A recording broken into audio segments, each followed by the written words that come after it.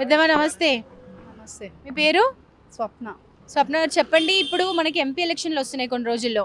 అంటే ఇప్పుడు మన బీఆర్ఎస్ నుంచి, కాంగ్రెస్ నుంచి, బీజేపీ నుంచి ఇట్లా ముగ్గురు పోటీ చేస్తున్నారు.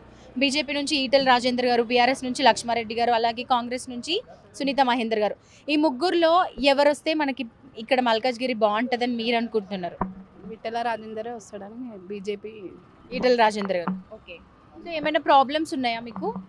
మాకేమి రోడ్ల మీద పోలీసు వాళ్ళతోని ప్రాబ్లమ్స్ ఉంటాయి వాళ్ళతో. మీరు ఉండేది ఎక్కడ? మేము ఉండేది మల్కాజ్గిరి. మల్కాజ్గిరి.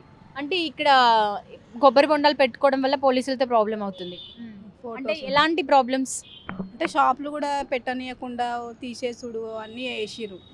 అంటే ఇప్పుడు మీరు రోడ్డుకి ఒక పక్కనే పెట్టుకున్నారు.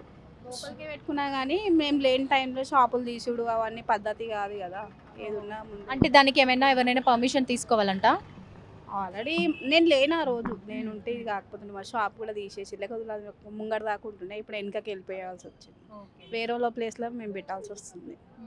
అయితే ఇప్పుడు మీకున్న ప్రాబ్లమ్స్ అన్నీ పోవాలి అని ఈటెల రాజేందర్ గారు వస్తే సెట్ అవుతుంది అనుకుంటున్నారు. ఓకే, మరి సెంట్రల్లో కూడా మనకి ఎలక్షన్స్ వస్తున్నాయి. పీఎం ఇన్ని 10 సంవత్సరాల నుంచి మనకి నరేంద్ర మోదీ గారే ఉన్నారు. ఇప్పుడు మళ్ళీ ఆయనే ఉండాలా, లేకపోతే ఇప్పుడు ఆయనకి పోటీగా మన రాహుల్ గాంధీ గారు వస్తున్నారు. మరి ఆ ఇద్దరిలో ఎవరు వస్తే మన రాష్ట్రం బాగుంటుంది, మన దేశం బాగుంటుంది అనుకుంటున్నారు? రాహుల్ గాంధీ వస్తుంది. రాహుల్ గాంధీ, కాంగ్రెస్ పార్టీ. ఎందుకు? అంటే వాళ్ళు కూడా చేస్తున్నారు కదా. వాళ్ళు కూడా ప్రజాసేవ చేస్తున్నారు కాబట్టి ఎట్టి పరిస్థితి వాళ్ళు కూడా వస్తారు. ఓకే, ఇప్పుడు మన తెలంగాణ రాష్ట్రంలో కాంగ్రెస్ పార్టీ అధికారంలో ఉంది. రేవంత్ రెడ్డి గారి చేతిలో ఆధీనంలో ఉన్నారు. ఇప్పుడు ఆయన అమలు చేసిన అంటే కొన్ని 6 గ్యారంటీ పథకాలు అని చెప్పి కొన్ని పెట్టిరు. ఆ పథకాలు ఎన్ని మీ వరకు వచ్చినాయి? అంటే ఇంకా మాకైతే ఇంకా ఏం రాలేవు. బస్సులోనే వస్తావా? బస్ వాడుతున్నావా? బస్సు వాడ ఫ్రీ బస్ కదా. మేము వాడము. సరే, అంటే ఇప్పుడు గ్యాస్, కరెంట్ ఇవన్నీ వచ్చినాయా? గ్యాస్ కరెంట్ బిల్ తగ్గింది, వాటర్ బిల్ కూడా తగ్గింది.